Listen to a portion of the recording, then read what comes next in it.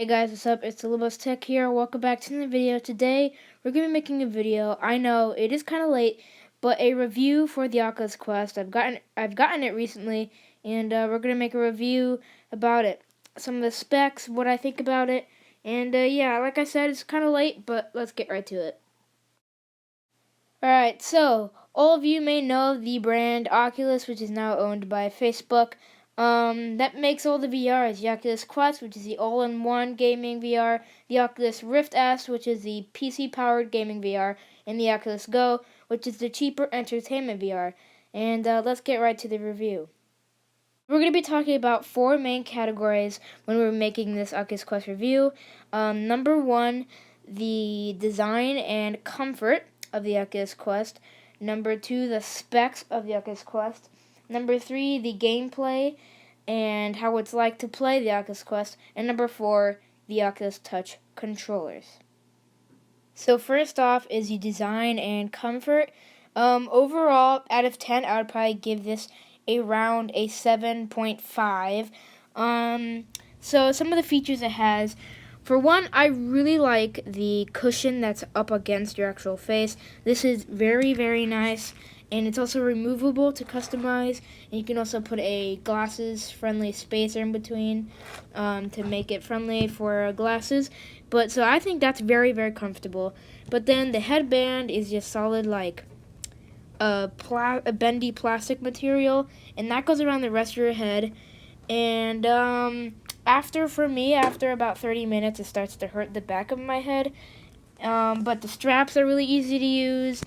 The adjustability is really easy to adjust overall.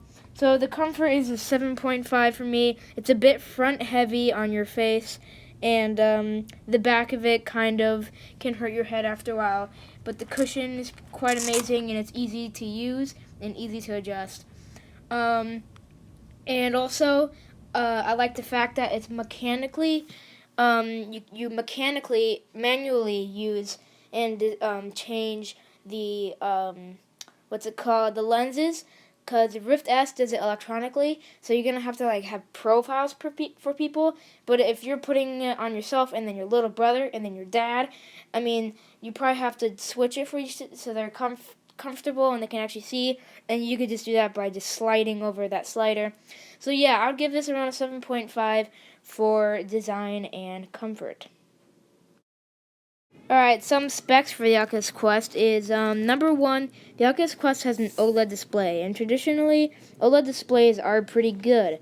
It has a resolution of 1440 by 1600 per eye, which is not that bad. It is kind of noticeable, though, the pixels, because the screen's literally up close right to your eye, but that's really not that bad for VR. Now, this is probably the worst VR for refresh rates. It only has 72 hertz, which is the lowest on the market, and this kind of encourages motion sickness, because a better refresh rate, that means you can move faster with it looking smoother, reducing motion sickness.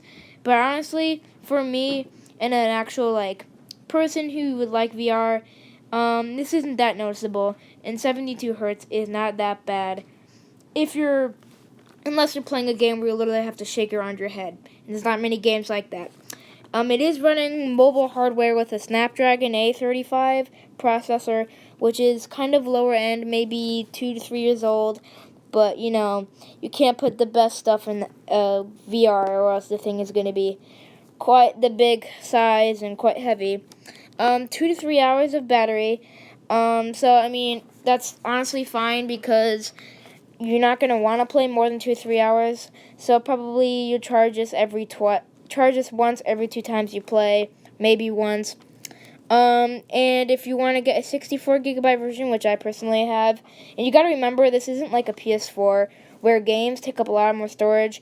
Like, an average game probably takes up 15 gigabytes on a PlayStation, but the average games take up probably less than a gigabyte. So honestly, you have more than 64 games that you can get with a 64 gigabyte version for $400, and then $500 is 128 gigabyte, which is basically over the top, because you don't really need that. So yeah, that's some of the specs. It is running mobile hardware and some low resolution, but I could definitely notice the A35 coming in not really helping much, because I was in Rec Room and I had a personal experience where my Oculus Quest crashed. Literally crashed. It would stop working. I had to hold the power button for 20 seconds after a whole day of it just sitting, because I was in Rec Room and we were placing a rug in my dorm room and the processor couldn't handle it. Oculus Quest crashed. Had to let it sit overnight, and then I finally got it to work. So yeah, you got to keep that in mind, that the processor is kind of low end.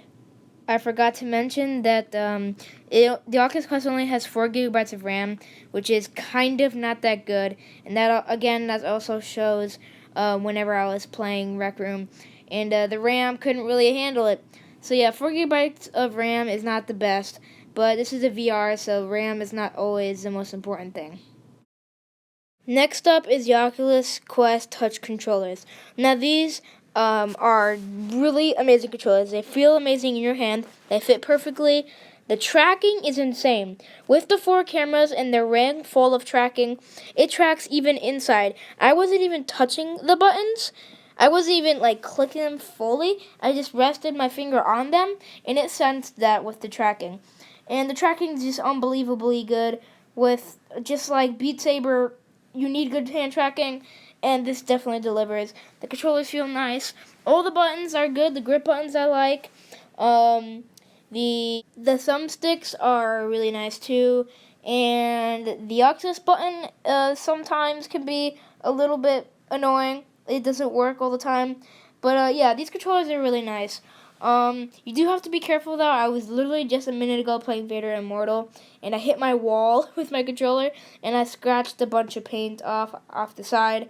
So you got to be careful to swinging these things around your walls. So, but yeah, these controllers track amazingly, and I would rate them a 10 out of 10. Honestly, they're pretty nice. The only time I had issues was I restarted my Quest. Or no, I let my Quest sit on the floor without it being on for 5 minutes, and then it said tracking lost, and I had to restart it. But that's the only problem I've ever had. So yeah, these are really nice controllers. And finally is gameplay, and comparing it to all the other VRs, like the Oculus Rift S that we have right here. Well, I think Oculus Quest, in my opinion, is the best VR out there, even better than the best PC performing ones, for a couple of reasons. 1, it's portable. You can move around your house wherever you want. And 2, there's no cable. I cannot tell you how annoying a cable is around your back when you're trying to play VR and you're moving around. With no cable, and to move anywhere you want throughout your house, go to someone's house, sit on the couch and watch Netflix, and do that super easily, is amazing. It really brings out the VR moving and experience. So, I mean, I honestly think, in my opinion, this is the best VR there is on the market because of just the gameplay. It's really nice. It's really fun.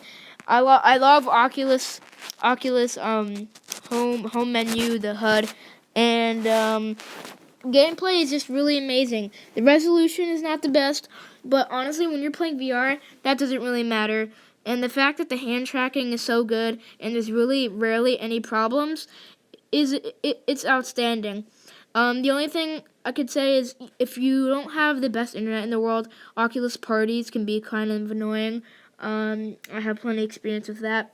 But yeah, if you ever get this and you're watching this video before you get it, Oculus Quest, 10 out of 10. I think it's better than every other VR out there. Let me know in the comments what you think about this video and what you think about the Oculus Quest. Please subscribe to Libos Tech, and have a great rest of your day.